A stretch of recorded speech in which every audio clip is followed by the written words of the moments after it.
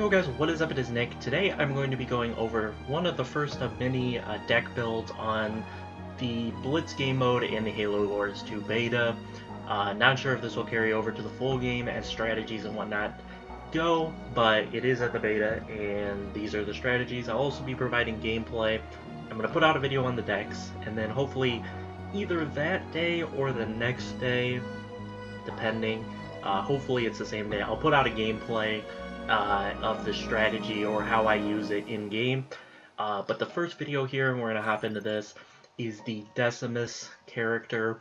He is by far my favorite leader, and these decks are more geared between, or not between, 3v3s and 2v2s. That's what I like to play. I like to play with friends, and so I play the support role, which is most effective in the 3v3, but it's also pretty effective in 2v2s.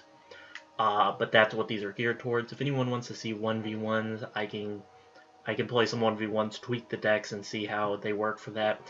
But we'll start with my first character here. We'll go with Decimus.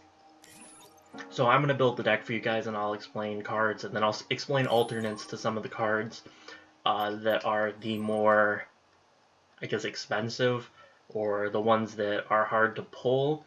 Like the Blood Fuel Locust. One of my friends does not have him, and I believe he's level 4 or 5.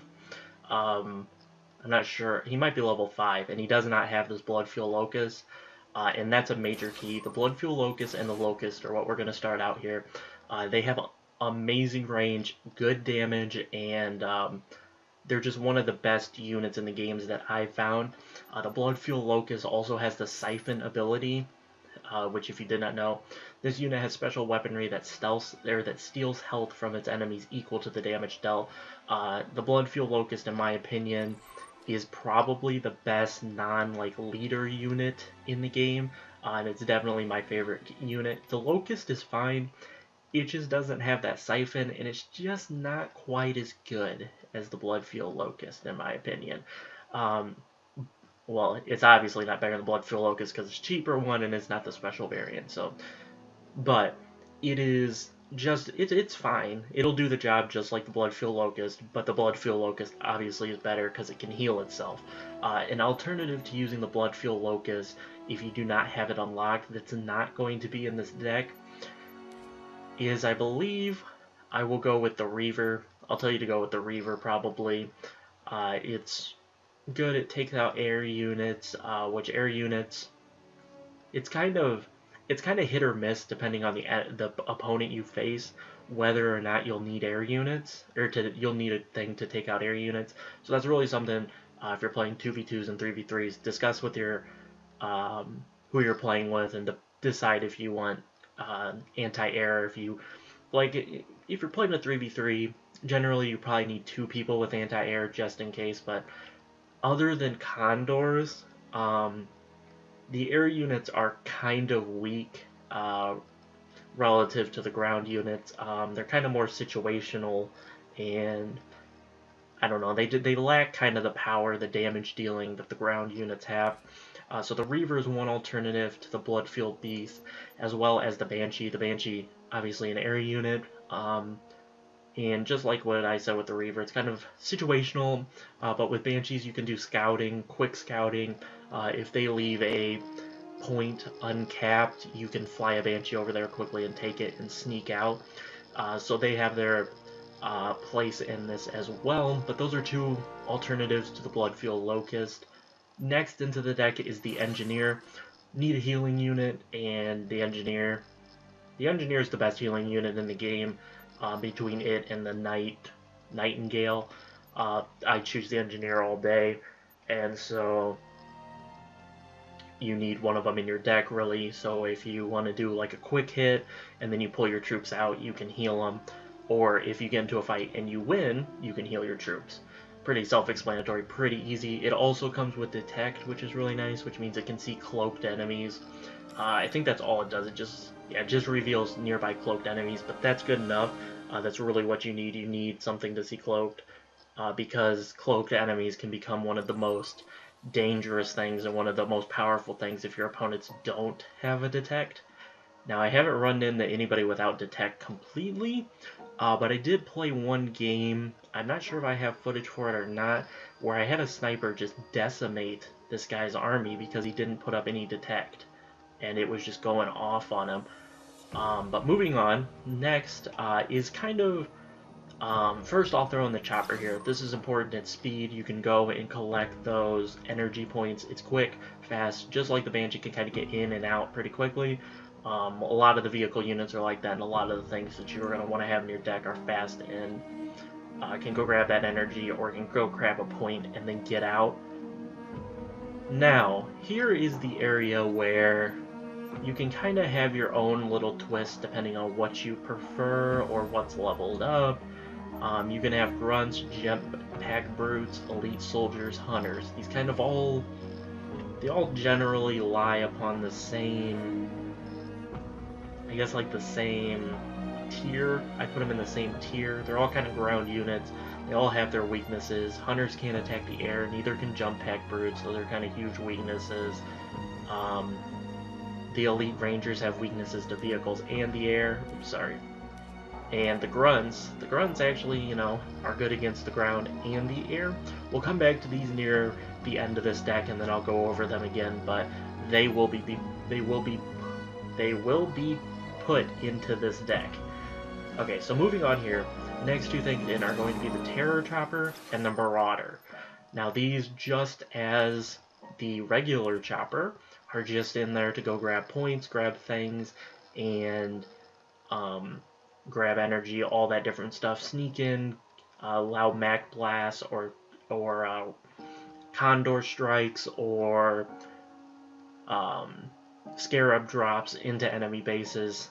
Just stuff like that. Really nice and easy. And the Marauder is actually a really good vehicle. It's actually a really good, it's probably the best speed vehicle in the game. So that's a must in the deck. The Terror Chopper isn't a must. Once again, you can also substitute it with the Reaver or the Banshee, depending on your playstyle. You can also take this Chopper out. It's not necessary, but it's nice because it's cheap. And if you need to go grab something quickly and you don't have a Marauder or Terror Chopper out, you can quickly drop the Chopper and go and grab it. That's why it stays in my deck personally. Now, moving on, we're going to go over the three kind of big boys in this deck because I've been going on and off on whether or not I want the Scarab Assault, and I've decided against it. So we do not have the biggest boy in the Scarab Assault in this deck, but we do have Boundless Fury, Siphon Field, and Marauder. Like I said, I play the support role, and so these are three really powerful supports. The Marauder Chief has the Rally ability. This unit inspires nearby troops to deal increased damage, and so you drop this down and it creates like a little circle around it, and everything in that circle gets buffed with this increased damage, so it's really nice. And it's a character on top of that, so what it allows you to do is have a character that's in there fighting as well as buffing troops, which is really nice. Next is the Siphon Field, which heals nearby enemies and heals nearby allies and harms nearby enemies for a short duration, which is a really nice ability. It doesn't have the biggest radius, and I believe it gets bigger if you get it up levels, but you can't. It's really hard to get card packs, so I haven't got it up, but it's still good as is. If you're doing a large push into a base against a large enemy, you can fit a lot of units into this cone, and it helps. It's not as good, in my opinion, as the Marauder War Chief and the Boundless Fury. The Boundless Fury is by far the best. But with the Siphon Field, if you wanted to go with the Scarab Assault and have the big boy in your deck, that is no problem. I did that for a while, and it works just fine. But I decided to go with the Siphon Field and go with the full support role. But it is not a must in your deck. The Scarab Assault is just as viable as the Siphon Field. Okay, so next we have the Boundless Fury. By far my favorite card in this deck. It enrages all friendly units, boosting their damage and speed. It really lets you move in quickly and knock them out before they can really spawn, backup support to help. And this actually does apply to Scarabs and Condor units. So you can really, if you take over a base and your Scarab is still active or your Condor is still active, they'll still have this boost to their speed, so they can fly over to another point and contest it and really fight for it before their time runs out. So it is one of my favorite cards, and it is by far my favorite card in this deck. So we have 3 spots left, and the 3 spots, like I said, are kind of up to your own discretion on what you want to do. They're all viable options. You could put the Vortex in and go like pure support, like full support, and this will pull in enemies for its duration. I feel like it's a little cluttered with Boundless Fury, Siphon Field, Marauder, War Chief, and Vortex. You're not getting too many units out there, and I feel like that can kind of hurt your team as a whole because they're fighting 2v3 with boosted units. Like it's like two armies that are boosted versus 3 armies that aren't boosted usually. And I don't think the Vortex is too much needed. If you can get a couple of units out there along with your teammates' armies, that helps a lot. So I don't tend to go with Vortex. I don't use Suicide Grunts, and I don't use Wraiths. Now, I haven't done too much testing with the blister bag. I think I'm going to start testing it out here coming up. So maybe I'll make a... Maybe once I'm done with all the other decks, maybe we'll come back to Decimus and I'll maybe have some new words on blister bag, but I haven't used it that much. It is level 2, so that really helps, and it's a reason that I might start using it. But usually with these last 3 spots, I go nice and cheap, and my choices are Jump Brutes, Elite Rangers, and Hunters. I just like these units. The Elite Rangers have done really well for me, but if I was going to take anything out, it would be them to go ahead and put the blister back in. But I feel like I need the cheaper units just because of how expensive it is to drop my Marauder War Chief, my Siphon Field, and my Boundless Fury. I feel like I just need the cheaper units to have somewhat of a semblance of an army to throw out there, so that's why I use the Elite Rangers. It gives me some really cheap units, Chopper through Engineer, to throw out there, along with Bloodfield Locust. The deck is really built on getting those units out there 70 and under, and then boosting them with Marauder War Chief, Siphon Field, and Boundless Fury, as well as boosting your friends' armies as well. Now, for the starting army, I use the Vampire. It comes with, I think it's a Terror Chopper, but it might just be a regular Chopper. And then it comes with the Grunt. It's not like regular Grunts, I don't think, is it? I should probably know this, but I don't actually know exactly what it comes with perfectly, but it's the best starting. I don't like the Berserker. I don't like it coming with the Jump Pack Brutes. I just don't like the Jump Pack Brutes as my starting units. The Vampire is the best, and I do have I'll have some gameplay, obviously showing that off. But the starting army is not too big, since you're spawning a lot of units and you're focusing more on support.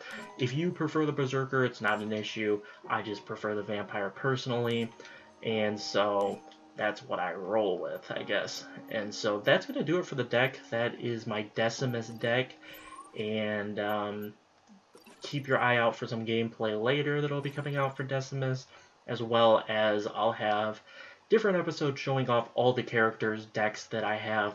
I'm still trying to figure out a Cutter deck. Cutter's just I have not seen a good Cutter, like anybody playing Cutter well. His deck is just hard. He doesn't have a lot of good stuff, and I'm just working on trying to polish it out as well as get some decent gameplay using him. It's kind of hard. He's really a struggle to use, but I will nail it out. I've got 10 days on this beta. We're only 2 days in. We got a while, but that's gonna do it, guys. I hope you guys enjoyed, and keep your eyes out for some gameplay coming out later and more decks in the future. So I'll catch you guys later. Peace out.